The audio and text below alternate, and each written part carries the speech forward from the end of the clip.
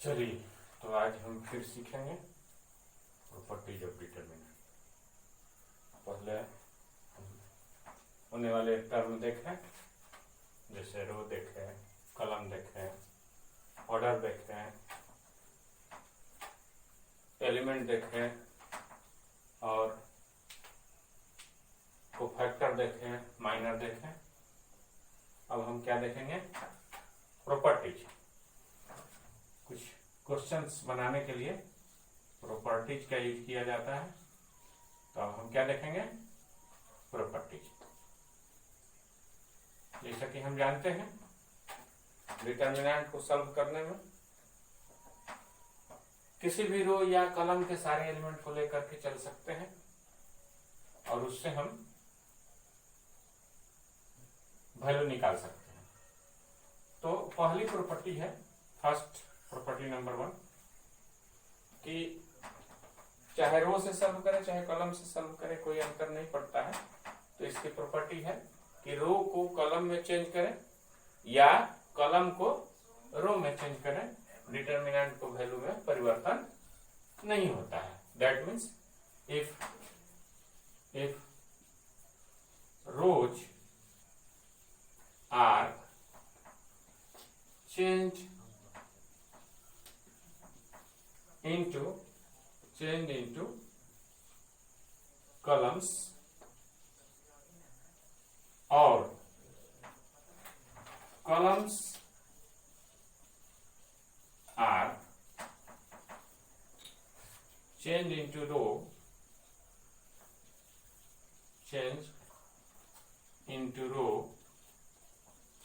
then the value of determinant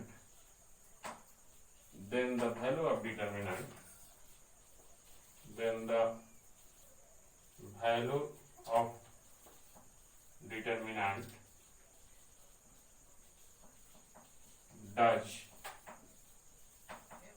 not change.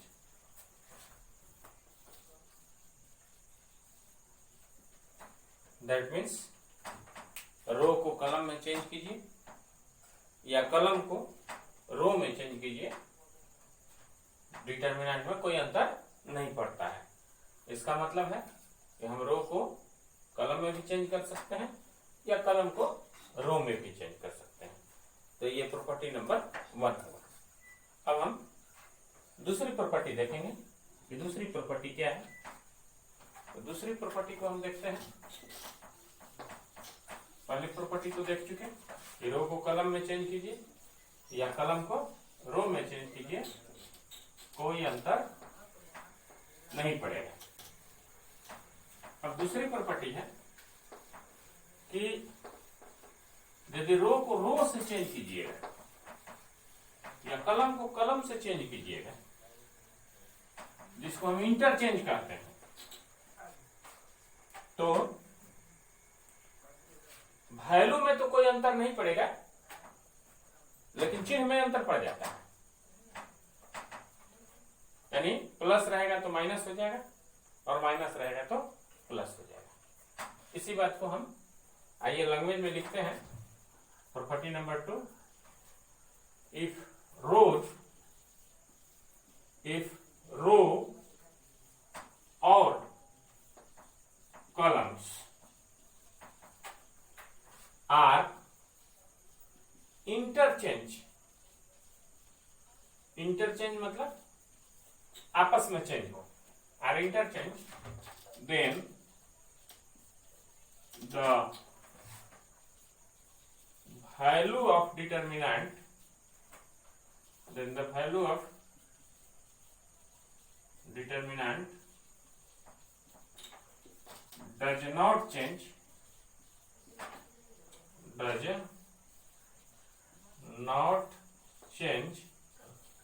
but sign भी change। यानी रो को रो से चेंज करें या कलम को कलम से चेंज करें, वैल्यू में नहीं परिवर्तन होता है लेकिन चिन्ह में परिवर्तन हो जाता है। मतलब जैसे देखते हैं यहाँ A1, B1, C1 A2 B2 C2 A3 B3 C3 है। अब हम चाहे तो R1 को R2 की जगह और R2 को R1 की जगह करें तो वैल्यू में नहीं परिवर्तन होगा। किस चीज में परिवर्तन हो जाएगा? चिन्ह में। मतलब ये जो R2 है मतलब A2 B2 C2 है उसको R1 की जगह लिख दें A2 B2 C2 और A1 B1 C1 है A1 B1 C1 और R3 को जेम कहते हैं छोड़ दें तो क्या हो जाएगा? वैल्यू में कोई परिवर्तन नहीं होगा लेकिन यहाँ चिन्ह में क्या हो जाएगा? परिवर्तन हो जाएगा, चिन्ह माइनस में हो जाएगा। इसी तरह से पुनः इसको हम चेंज करें दोबारा, जैसे R3 को हम R1 की जगह ले जाए और R1 को क्या ले जाए? R3 को R2 की जगह ले जाए और R2 को R3 की जगह ले जाए तो पुनः माइनस चेंज होकर प्लस हो जाएगा। इसका मतलब ये है कि R2 को यहीं पर छोड़ देते हैं, R1 को A2 B2 C2 और यहाँ R3 को हम R2 की जगह लाते हैं A3 B3 C3 और इस R2 को हम R3 की जगह ले जाते हैं जिसको हम इंटरचेंज करते हैं A1 B1 C1 तो फिर माइनस से बदल के क्या हो गया? प्लस हो गया। तो इस तरह से हम रो को रो से या कलम को कलम से चेंज करें तो क्या डिटरमिनेंट के वैल्यू में नहीं परिवर्तन होता है लेकिन चिन्ह में परिवर्तन हो जाता है। ये प्रॉपर्टी नंबर 2 रहा। अब हम अगली प्रॉपर्टी देखेंगे। अगली प्रॉपर्टी क्या है? पहली प्रॉपर्टी क्या थी कि रो को कलम में चेंज कीजिए या कलम को रो में चेंज कीजिए, वैल्यू में नहीं परिवर्तन होगा। लेकिन यही रो को रो से ही इंटरचेंज कीजिए, मतलब ध्यान देना है रो को कलम में परिवर्तित करें या कलम को रो में परिवर्तित करें, नहीं परिवर्तन होता है वैल्यू में, मतलब सेम रहता है। लेकिन वही रो को रो से ही इंटरचेंज करें तो वैल्यू में परिवर्तन नहीं होता है लेकिन चिन्ह बदल जाता है। यानी जहां प्लस होता है वहां क्या हो जाता है? माइनस, और जहां माइनस होता है वहां क्या होता है? प्लस। उसी तरह से हम अगली प्रॉपर्टी देखेंगे, यानी कौन सी प्रॉपर्टी? तीसरी प्रॉपर्टी। कौन सी प्रॉपर्टी? तीसरी प्रॉपर्टी। तीसरी प्रॉपर्टी में हम देखेंगे कि यदि एक ही एलिमेंट, एक ही रो के सारे एलिमेंट या एक ही कॉलम के सारे एलिमेंट जीरो हो तो उस डिटरमिनेंट का वैल्यू पूरे का जीरो हो जाता है। अब क्यों जीरो हो जाता है ये भी देखेंगे।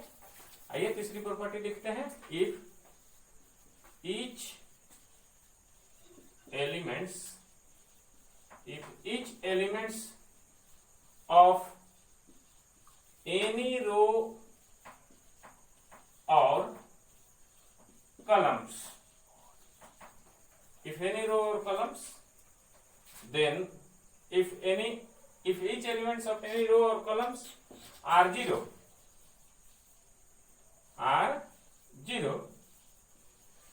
then the value of determinant is zero. यानी कोई भी रो या कॉलम के सारे एलिमेंट जीरो हो तो उस पूरे डिटरमिनेंट का वैल्यू जीरो हो जाता है। आइए देखिए क्यों हो जाता है। जैसे हम यहां लिखे A1 B1 C1 A2 B2 C2 और यहां हम 0 0 0 लिख दिए, यानी तीसरे रो के तमाम एलिमेंट में जीरो है। तो जैसा कि हम जानते हैं किसी भी रो या कॉलम को लेकर के सम कर सकते हैं, तो हम थर्ड रो को ही लेकर सम कर देंगे। जैसे कैसे सम करेंगे? ये जीरो लेंगे, इसका जीरो और चिन्ह क्या होता है? प्लस होता है B1 C2 minus B2 C1, ये ऐसे हो गए। अगेन माइनस जीरो, तो क्या इस सामने वाला रो और कॉलम छूट जाता है तो क्या बचेगा? A1 A2 C1 C2 plus 0 into A1 A2 B1 B2। अब देखिए यहाँ भी 0 से ये इसमें गुना है तो ये भी 0 हो जाएगा, माइनस यहाँ भी 0 से गुना है तो ये भी 0 हो जाएगा, प्लस यहाँ भी 0 से गुना है तो यह भी 0 हो जाएगा, यानी 0 हो जाएगा। इसका मतलब है कि एक ही रो या कलम के तमाम एलिमेंट 0 है, तो उस पूरे डिटर्मिनेंट का वैल्यू क्या हो जाएगा, 0 हो जाएगा। इस तरह से हम 3 प्रॉपर्टीज देखें। पहली प्रॉपर्टी देखें, रो को कलम में चेंज करें या कलम को रो में चेंज करें, कोई परिवर्तन नहीं होता है। दूसरी प्रॉपर्टी देखें, रो को रो से इंटरचेंज किए या कलम को कलम से इंटरचेंज किए तो वैल्यू तो नहीं बदला लेकिन चिन्ह बदल गया। तीसरी प्रॉपर्टी हम देखें कि यदि एक ही रो या कलम के तमाम एलिमेंट 0 हो तो उस पूरे डिटर्मिनेंट का वैल्यू क्या हो जाता है, 0 हो जाता है। अब इसी तरह से हम अगली प्रॉपर्टी देखेंगे, चौथी प्रॉपर्टी, जो कि बहुत ही कुल 7 प्रॉपर्टी है, 7-8 प्रॉपर्टी है, ठीक है। सारे प्रॉपर्टी का यूज हम क्वेश्चंस बनाने में करते हैं। तो पहले तो हम सारे प्रॉपर्टीज को देख लेंगे, इसके बाद इस प्रॉपर्टी का कैसे हम क्वेश्चन बनाने में यूज करते हैं इसको देखेंगे हम। चलिए, तो अब हम कौन सी प्रॉपर्टी देखेंगे, चौथी प्रॉपर्टी। चौथी प्रॉपर्टी क्या है भाई, तो आइए देखिए। चौथी प्रॉपर्टी है कि कोई भी दो रो या कलम सेम हो जाए, मतलब आइडेंटिकल हो जाए, तो उस पूरे डिटर्मिनेंट का वैल्यू 0 हो जाता है। आइए इस बात को लिख लेते हैं, इफ टू रोज और columns are identical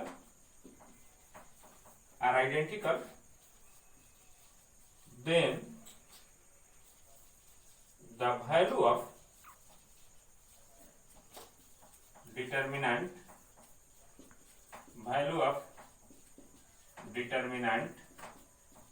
is 0। यानी दो रो या कलम आइडेंटिकल मतलब सेम हो तो उसका वैल्यू 0 हो जाता है। जैसे एग्जांपल देखें, क्यों हो जाता है ऐसा। ये देखिए, ये जो साइन है ट्रायंगल का, इसको डिटर्मिनेंट का भी साइन कहते हैं, डेल भी बोलते हैं। तो A1 A2 A3, second row को भी लेते हैं A1 A2 A3, और ये हो गया B1 B2 B3। इसमें क्या है, दो रो सेम है, तो आइए क्यों 0 हो जाता है ये पहले देखेंगे हम। तो जैसा कि अभी हम सेकेंड प्रॉपर्टी में पढ़े हैं कि R1 को R2 के जगह और R2 को R1 के जगह करें तो वैल्यू में नहीं परिवर्तन होता है लेकिन चिन्ह परिवर्तन हो जाता है।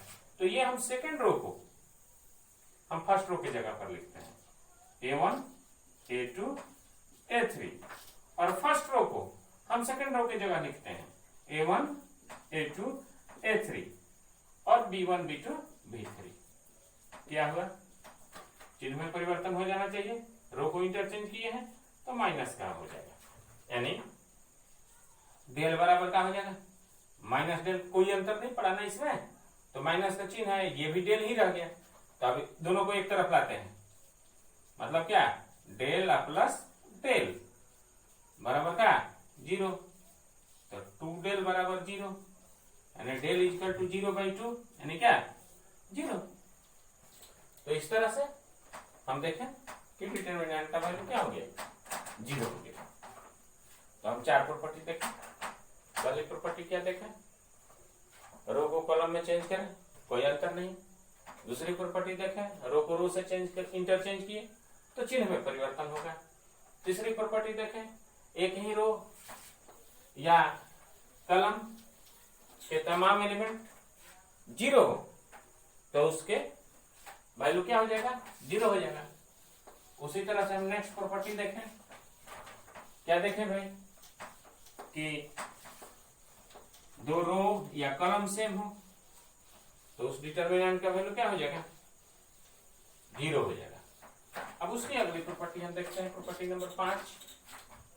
प्रॉपर्टी नंबर 5 है कि प्रॉपर्टी नंबर 5 है, प्रॉपर्टी नंबर क्या है, 5 है 5 में देखते हैं।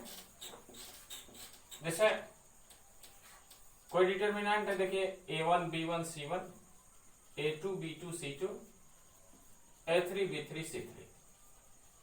यहां ध्यान देने वाली बात है, ये जो लेफ्ट टू राइट है डायगोनली, इसको हम लीडिंग डायगोनल बोलते हैं। क्या बोलते हैं? Leading diagonal, leading diagonal. अब लीडिंग डायगोनल के ये ऊपर वाला पार्ट या नीचे वाला पार्ट, ठीक है, ऊपर वाला पार्ट या नीचे वाला पार्ट कोई भी यदि तमाम जीरो हो तो इस डिटर्मिनेंट का वैल्यू यही लीडिंग डायगोनल का प्रोडक्ट हो जाता है। आइए देखिए कैसे। जैसे ये A1 0 0, यहां A2 B2 0, A3 B3 और यहां C3 हो गया। अब इसमें क्या है, देखिए लीडिंग डायगोनल के अपर एलिमेंट तमाम जीरो है, तो इस डिटर्मिनेंट का वैल्यू क्या हो जाना चाहिए? ये तीनों का प्रोडक्ट हो जाना चाहिए। कैसे हो जाना चाहिए? देखिए सॉल्व करके भी देखते हैं। जैसे A1 उठाए तो सामने वाला तो रो कॉलम नहीं लिखेंगे ना, क्या लिखेंगे? B2 B3 0 C3। अगेन ये -0 लेंगे तो कुछ भी हो इसके अंदर 0 हो जाएगा, और अगेन ये +0 लेंगे तो इसमें कुछ भी हो क्या हो जाएगा? 0 हो जाएगा। मतलब ये तो ये दोनों 0 हो गया, इसी का वैल्यू होगा ना A1 B2 C3 माइनस क्या 0, और ये -0 ये +0, तो फाइनली क्या हुआ? A1 B2 C3 और +0 तो 0 ही, A1 B2 C3 हो गया। यानी यदि लीडिंग डायगोनल का अपर एलिमेंट या लीडिंग डायगोनल का लोअर एलिमेंट यदि 0 हो तो उस पूरे डिटर्मिनेंट का value product of leading diagonal हो जाता है।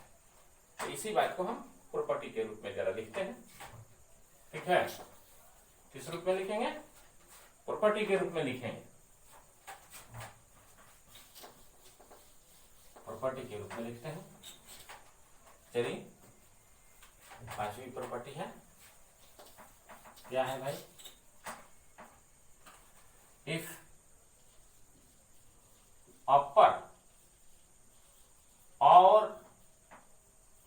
और लोअर एलिमेंट्स, एक अपर और लोअर एलिमेंट्स,